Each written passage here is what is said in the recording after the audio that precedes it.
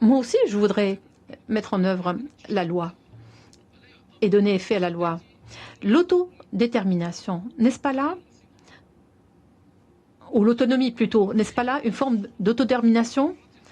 Nous en discutons selon les résolutions onusiennes. Également, même la Convention pour la lutte contre la discrimination. Et là, vous avez donc cité tout particulièrement un article et vous avez parlé également des dispositions des résolutions des Nations Unies et qui visent la paix et la sécurité internationale. Mais le comportement de notre voisin, l'Algérie, ne relève-t-il pas de la paix et de la sécurité internationale? Les missiles qui ont été lancés depuis les territoires algériens contre le territoire marocain, ne s'agit-il pas là d'un terrorisme selon la loi?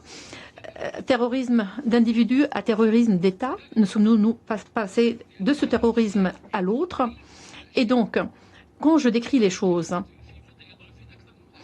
peut-être que vous êtes en position de faiblesse plus que de position de force. L'autodétermination ne peut pas être imposée de l'extérieur. Il s'agit là d'une volonté interne de tout le peuple marocain et le peuple marocain a convenu de l'autonomie. Peut-être que la géographie a été injuste quand elle nous a placés l'un à côté de l'autre. Et nous ne pouvons pas contrôler la géographie.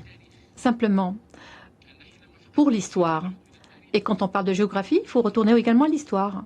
Et il faut dire que nos sangs, les sangs qui se sont mélangés pour l'indépendance, ces familles donc communes, notre histoire commune, tout cela ne suffit-il pas pour qu'on vive en paix et en sécurité?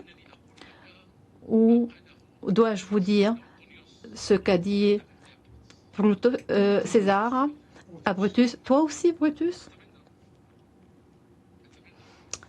J'ose espérer pouvoir faire montre de maturité pour bâtir le Maghreb ensemble. Pour rester informé, je vous invite à regarder les vidéos Maroc 24 qui s'affichent sur votre écran.